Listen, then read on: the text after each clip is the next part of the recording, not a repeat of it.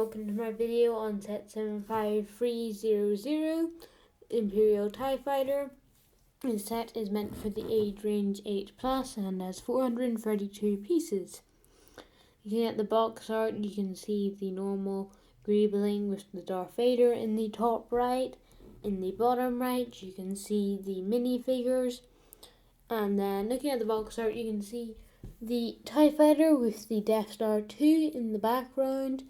And then in the bottom left, you can see kind of an explosion. I'll start off with the minifigures. I'm going to start off with the TIE Pilot. I quite like the TIE Pilot minifigure. It looks to be the same as the one from UCS Imperial TIE Fighter. That one had arm printing, this one does not. It has some pockets on the legs. It has the tubes printed on the chest with like the life support. A lot of people wanted that to be 3D. I don't think it's actually worth being 3D because as much as the First Order one is, I don't think it looks very nice. The helmet printing is really good. 2 Imperial insignias. You've got like the eye bits and 2 lines. I quite like the lines. They look quite, I would like aerodynamic. I don't really know if that makes sense, but if you know what I mean, you know what I mean. The Stormtrooper minifigure is pretty cool. I quite like it. One problem I have with the new helmet is the way it's too low.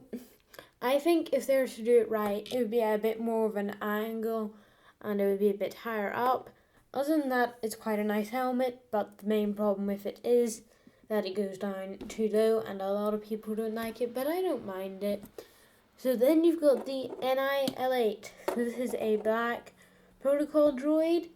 The NIL-8, according to legends, they were humanoid droids with 2 arms, 2 legs, a chest-mounted vocabulator, armor. It stood 2 meters tall and was coated with non-reflective black metal.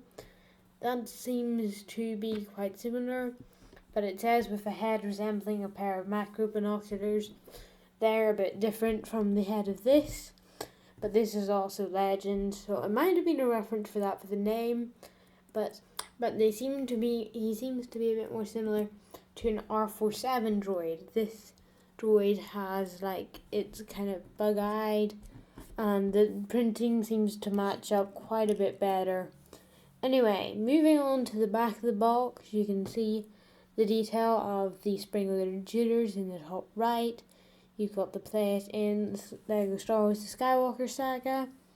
You can see the cockpit open. I quite like the wee red details on the inside. And it's based in an Imperial hangar. This image shows you it taken apart. This image shows you the wings quite well. So if you look at the wing closest to the bottom of your screen, you can kind of see the curved 2x1s that are curved. I don't know why they chose them. They're a bit weird. I really have no idea why they chose them actually. I don't think they add anything. But anyway, there's some plating and some of it's studded. You can see the lines and parts are taken apart. And then in this image you can see the minifigures and the spring-loaded shooter being fired. I like the wings. So in the wings, in this image you can see, are say 4 minifigures tall roughly. And that would say I'm pretty accurate. I think that looks really good. And then you can also see the details on the outside of the wing. There's no details on the inside of the wing, but there haven't been before except on the UCS model. The interior has red studs kind of to show the control panels, which is pretty accurate. And then, so this image, you can see the top piece. It's the wrong way around. Every single other TIE Fighter model has been the other way around. It looks accurate to be the other way around, but they made a mistake. I strongly doubt they meant for it to be this way around. I hope they fix it. It's an easy fix because it's just on a plate that just has 1 stud. As you can see in this image, it's more to the top of your screen, but it's something on the box art and instruction manuals that need to fix.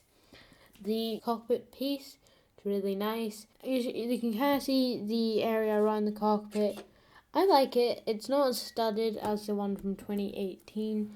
That one has like a bunch of studs, and the like canopy piece is a bit less detailed, but still looks really nice. So this is another criticism I have with the set. The blasters underneath the cockpit.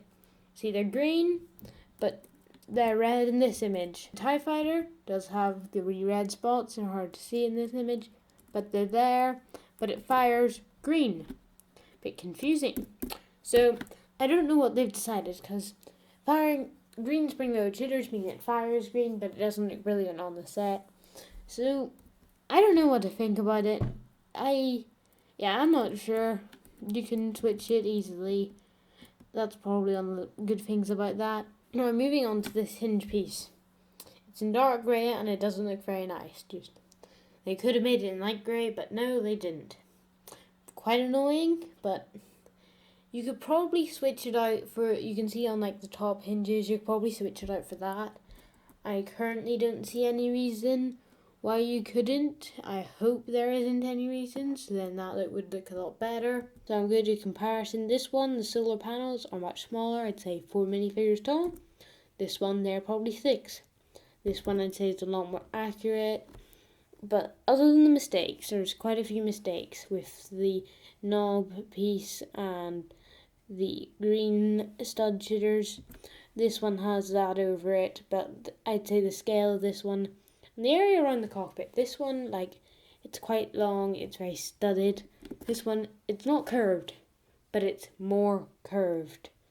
And I'd say, so this one, $70 or £65. This one, $40 or £35. That's like, if you bought 2 of these, it would only be £10 or $10 more than one of these. That's ridiculous. This is a really good improvement. I like it a lot. Please consider subscribing. Thanks for watching. See you in the next one.